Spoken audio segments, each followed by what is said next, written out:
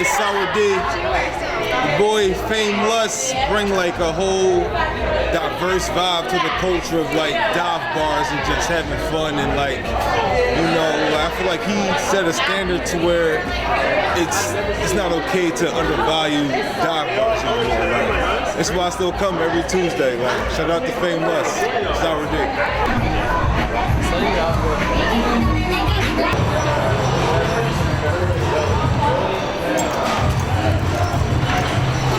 Hey, my name is Mario Manzoni. I started a thing called FAMELUST in 2010. It's like a nightlife photography events thing. And I don't know, my idea with it was just to see how far I could take it, how big I could get it, if I could throw some fun events for people, I guess, like me, the kind of stuff I wish existed when I was young and not as popular, I guess. Not that I'm popular right now, but you know, I was kind of an art school kid, kind of dorky growing up and didn't have an opportunity to be that social. So doing this nightlife thing was just a completely different world, but you know, I found out I really liked it. I had a knack for it, and just kept doing it. This bar exudes BDE, all thanks to Mario, and that's a fact. Which one of the things I really love about Tuesday nights at the Saint is it's once a week. It's grounded. It's like it's very personal. So honestly, been coming here for a little bit. I fucking love the event. So yeah. We fucking with FAMELUST. Subscribe to FAMELUST. Yes, sir. What made me start FAMELUST was the fact that I didn't have a job and I had an art degree in painting that I wasn't really using. And the short version of this story is I was trying to sell like artwork on, I think it was First Fridays, you know, people line up on 2nd Street and just pick a spot on the sidewalk and sell stuff. I was trying to do that, but I made these t-shirts and posters that said Lust on them, like the Philadelphia Love with the O tilted. So I made my own little spin on that, and I had a bunch of those. I was trying to sell them. Weren't selling great, so I thought, who's the biggest person in Philadelphia who I would be able to reach, who would be willing to put one on and like help me promote it, or just that I could get a picture of wearing it, so I could say like, hey, this is cool. A DJ in Philly said, yeah. I brought this shirt, he put it on, I took a picture, and he said, while you're here at the party, why don't you take some photos? And I did, and he liked them, and he just kept hiring me to do it. And then I realized, like, well, if I'm gonna be doing this repeatedly, over and over, I should have like a brand name. And so I wanted to use the lust part of it because I had already designed this cool thing, this thing that I really liked. And the honest answer to this question, I know it's not cool. Like, I could make up a fake reason why it's called FAMELUST, which I'm sure a lot of other people would, but I don't know, I'm not that cool. The girl I was dating at the time was really, really into Lady Gaga, and her album, The Fame, had just come out, and so she was playing it constantly. So I just thought, like, okay, well, I can combine these, FAMELUST, and that'll be my brand. And First of all, shout out to my Dominicans, but I mean, shout out to my Puerto Ricans. this shit is lit. Fake night, Disney Good night, music, everything lit. good drinks, Yup. good customer service. Yes. You mean, everything good. You know, everybody dancing. Everything is good. You know, you gotta Good vibes. when did I realize that photography was a way to bring change? Exactly right now, because I've never thought of that. But I mean, it makes sense. I've never thought about it in those terms. I never thought that I was actively making a change. I don't think I was ever trying to change things. Don't get me wrong, I thought I was trying to make things fun. I thought I was trying to give people an excuse to leave their house or their apartment or their dorm or whatever.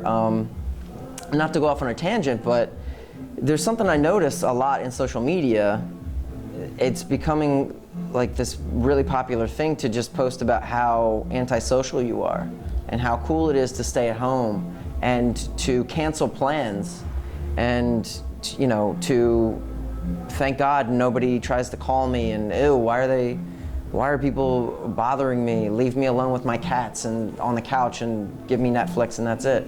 And it's like, I get that that's cool and like whatever now, I guess that's like a popular way to think, but I've lived that way for a long time unintentionally and it sucked. I want to be invited out. I'll put it this way, I want my photos to be seen by somebody who says, that looks like so much fun. I want to show my friends this photo of these other people having a good time and say, that could be us. Why isn't this us? Let's go out and do it. And I hope it does that. I hope it does that all the time. Since he came here, shit's been dope. He documents everything, clear photography, like position right. Like everything's been good ever since then, bro. He actually captured the moment. You know, my nightlife photography, it affects different people differently, but you know, I see into people's psychology a lot. I do this thing in photography, it's called chimping. Some of you might have heard of it, others might not, but chimping is when you take a photo and then you immediately show the person in the photo. And I'm not sure why it's called chimping, but I do that because I've been doing this for so long, it's such a useful tool for me, and I'll explain why. Because I'm there to take a photo of you, and I want you to like it. Because if they like the photos, they're more likely to show their friends. They show their friends, the friends are more likely to be like, bitch, you look great. I want to go, I want that for me. Take me to where you went. And I want them to feel good about their photos too. I want everybody to feel good. Sometimes on my social media, I'll bust some balls a little bit. But that's for fun. Ultimately, I want everyone to like how they look, so that they feel good, so that they spread that positivity, you know, and that's why I put so much effort into the chimping. I show them, if they don't like it, I'll do it again. So Friday nights here are actually pretty awesome. FAMELUST and the shows they throw here. The crowd's really great. That's one of my favorite parts. The bar staff is amazing. They're pretty quick with what they do in their jobs here. The music is always awesome. I haven't had any issues here at all. It's one of my favorite things about coming here is the crowd and the bar staff. It's absolutely perfect. Personally, every time I go to a FAMELUST event, it's been recently here, but it's always been amazing. I stand by that guy, Mario Manzoni. He's amazing. How do I feel about my effect on Fishtown and you know, the area that I'm in? You know, positive. I feel very positive. Thinking about stuff that people say, like revitalizing the area or you know, injecting new life into it. That's really cool, and I hope that a lot of people do feel that way. There's a lot of people. There's a lot of really young, talented people, and even older, talented people doing really fun stuff around here. So I can't say I'm the only one. I would never say that, but you know, it's really a cool thing to think about. FAMELUST has brought lots of fun things to my life. I think it brings a theme.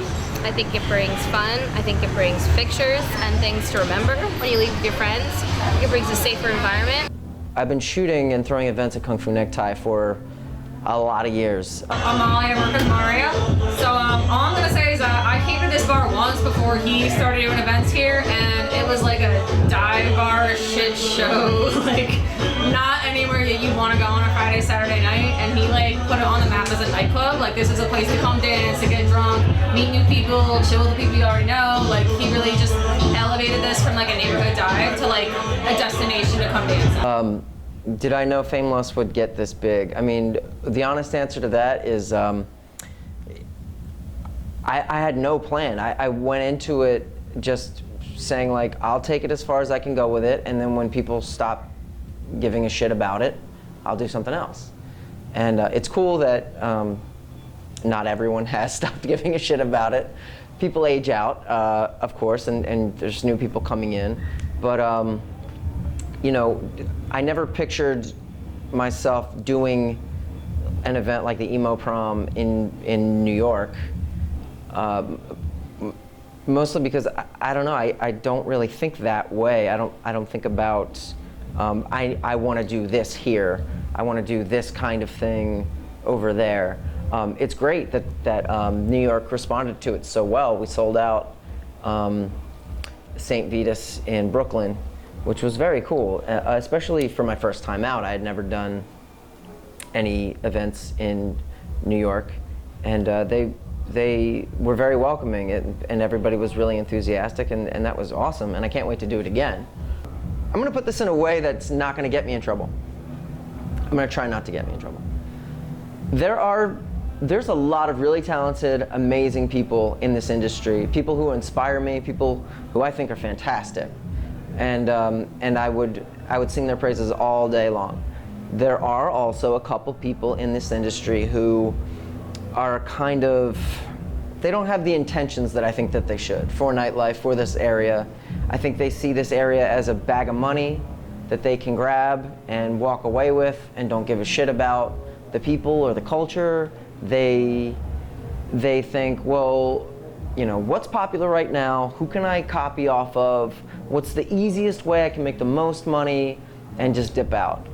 And I see that there's not a lot of people who do that, but there's a couple, and that really bothers me because, you know, I'm trying to never be that. I'm trying to, don't get me wrong, like, I want to be successful, I want to make a living, but at the same time, I would never throw an event where I don't like the music, or I don't listen to the music, and I routinely bash the people who come there. I've seen that happen. I've seen people throw events where they actively despise the people who come, and they shit on the music all night. It's like, dude, what are you doing? Like, if you don't, like, it's just a dollar sign to you, and that's, you know what, that's their thing. I never want that to be my thing. And if that means that one day, like, people stop giving a shit about the stuff that I like because I can't do anything else, that's okay. Like, that's when I hang it up.